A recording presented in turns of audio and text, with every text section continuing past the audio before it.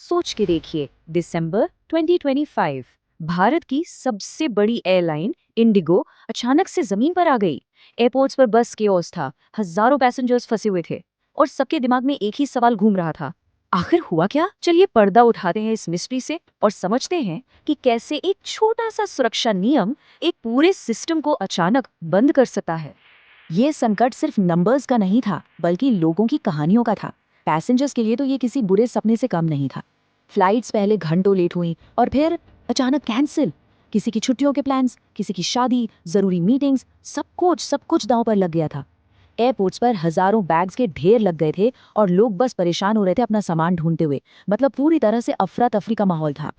और जब ये संकट अपने चरम पर था, इंडिगो ने एक ही दिन में, ध्यान से सुनिएगा, 1000 से ज्यादा फ्लाइट्स कैंसिल कर दी।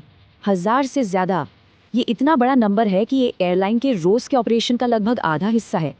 एक झटके में देश की 60% हवाई यात्रा संभालने वाली एयरलाइन का आधा नेटवर्क गायब हो गया। और जो फ्लाइट्स चल भी रही थी ना, उनका टाइम पर चलना तो जैसे भूल ही गए थे। इंडिगो का ऑन टाइम परफॉर्मेंस यानी टाइम पर उड़ने का रिकॉर्ड गिरकर सिर्फ 8.5% पर आ गया। सिर्फ 8.5%। एयरलाइन की हिस्ट्री में पहली बार ये नंबर सिंगल डिजिट में था।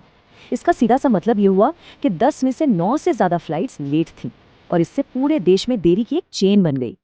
तो सवाल यही उठता है, आखिर भारत की सबसे बड़ी एयरलाइन अचानक से उड़ना बंद कैसे हो गई। एक ऐसी एयरलाइन जो अपनी कुशलता और टाइम कीपिंग के लिए मशहूर थी, वो इस तरह फेल कैसे हो गई। ये सिर्फ कुछ फ्लाइट्स का लेट होना नहीं था, ये एक पूरा सिस्टम था जो ठप पड़ गया था। चलिए इसकी तह तक जाते हैं। तो इस पूरे संकट की जो फौरी वजह थी वो था एक नया नियम, एक रूल जो पायलट की सेफ्टी के लिए बनाया गया था और बस अभी अभी लागू हुआ था। सब मान रहे थे कि ये विमानन सुरक्षा के लिए एक बहुत बड़ा पॉजिटिव कदम है, लेकिन अनजाने में इसी रूल ने भारत की सबसे बड़ी एयरलाइन को घुटनों पर ला दिया। इस नियम का नाम है FDTL, यानी फ्लाइट ड्यूटी टाइम लिमिटेशन। अब इसका मतलब क्या है? बहुत सिंपल। इसका मतलब है कि एक पायलट एक तय सीमा से ज्यादा काम नहीं कर सकता। ये नियम इसलिए बनाए जाते हैं ताकि पायलट्स को पूरा आराम मिले, वो थके हुए ना हो, क्योंकि आखिरकार एक थका हुआ पायलट उड़ान सुरक्षा के लिए एक बहुत बड़ा रिस्क हो सकता है ना। और ये नए नियम ये काफी सख्त थे। जैसे पायलट्स का साप्ताहिक आराम 36 घंटे से बढ़ाकर सीधे 48 घंटे कर दिया गया। रात में जो लैंडिंग होती हैं उनकी संख्या 6 से घटाकर सिर्फ 2 कर दी गई और नाइट ड्यूटी का जो टाइम था वो भी 1 घंटा और बढ़ा दिया गया। तो इन शॉर्ट मतलब था ज्यादा आराम और रात की फ्लाइट्स पर ज्यादा कंट्रोल। इस पर इंडिगो ने खुद माना कि हाँ, उनसे गलती हुई। उन्होंने स्वीकार किया कि गलत अनुमान और योजना में कमी थी।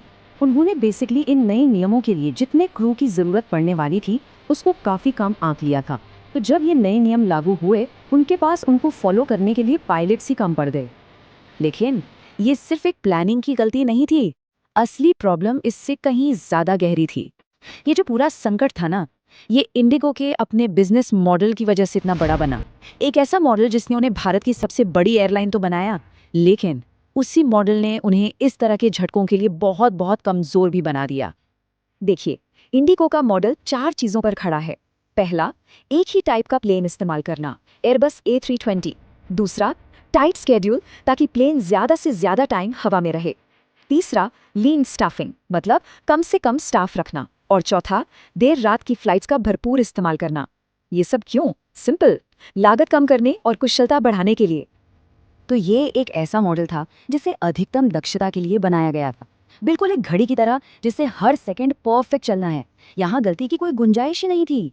ये लचीलेपन के लिए नहीं, बल्कि मुनाफे के लिए डिजाइन किया गया था। मतलब कोई भी रुकावट या बदलाव झेलने की क्षमता इस मॉडल में थी ही नहीं। और यही यही थी प्रॉब्लम की असली जड़। ये जो नए FDTL नियम थे, उन्होंने सीधे इंडिगो के इस लीन मॉडल के मूल पर हमला किया।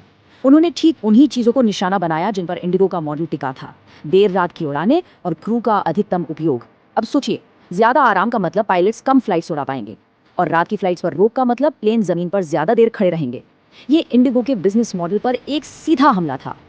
तो जब इंडिगो का सिस्टम फेल हुआ, ये सिर्फ एक एयरलाइन की प्रॉब्लम बनकर नहीं रह गया, ये अचानक एक राष्ट्रीय संकट बन गया। ऐसा क्यों? क्योंकि इंडिगो भारतीय विमानन बाजार में इतनी बड़ी हो चुकी है, इतनी बड़ी कि उसे टू बिग टू फेल कहा जा सकता है। मतलब जब वो फेल हुई तो असर पूरे देश पर पड़ा। और ये आंकड़ा देखिए, इससे पूरी कहानी साफ हो जाती है। इंडिगो अकेले भारत के घरेलू बाजार का 60% हिस्सा कंट्रोल करती है। 60%। तो जब बाजार का इतना बड़ा खिलाड़ी अचानक जमीन पर आ जाए तो बाकी एयरलाइंस के लिए उस खालीपन को फौरन भरना नामुमकिन सा हो जाता है। और इसका सबसे सीधा असर पड़ा आम पैसेंजर की जेब पर। फ्लाइट्स कम थी, मांग आसमान छू रही थी, तो टिकट की कीमत में भी आग लग गई। दिल्ली मुंबई जैसा आम रूट जिसका किराया आमतौर पर 8,000 के आसपास रहता है, वो 39,000 तक पहुंच गया। लोग बस किसी तरह घर पहुंचना चाहते थे और इसके लिए मुंह मांगी कीमत देने को मजबूर थे। तो सोचिए, जब बाजार का 60% हिस्सा जमीन पर हो तो पूरे राष्ट्रीय हवाई यात्रा सिस्टम में एक बहुत बड़ा खालीपन बन जाता है। बाजार में इतनी क्षमता ही नहीं थी कि इस झटके को सह सके। और ये एक बड़ी चेतावनी थी कि कैसे एक कंपनी पर इतनी ज्यादा निर्भरता पूरे सिस्टम को कितने बड़े जोखिम में डाल सकती है। चलिए अब देखते हैं इस संकट के बाद क्या हुआ। सरकार ने फौरन एक्शन लिया, लेकिन जो समाधान सामने आया वो अपने आप में एक बहुत बड़ा विरोधाभास था। सरकार ने तेजी से कई कदम उठाए। एक उच्च स्तरीय जांच का ऐलान हुआ, सभी एयरलाइंस पर अस्थायी किराया सीमा लगा दी गई। यहाँ तक कि रेलवे को यात्रियों की भीड़ कम करने के लिए विशेष ट्रेनें चलानी पड़ी। लेकिन सबसे इम्पोर्टेंट कदम आया तीसरे दिन, जब रेगुलेटर यानी डीजीसीए ने इंडिगो को इन्हीं नए नियमों से अस्थायी छूट दे दी। और यही तो सबसे बड़ा विरोधाभास है।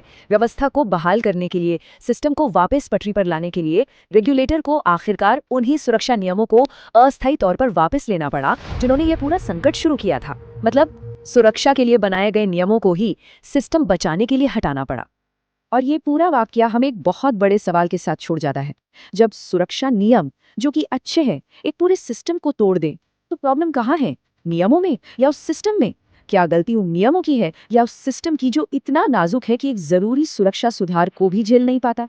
ये एक ऐसा सवाल है जिसका जवाब पूरे भारतीय विमानन उद्योग को मिलकर सोचना होगा।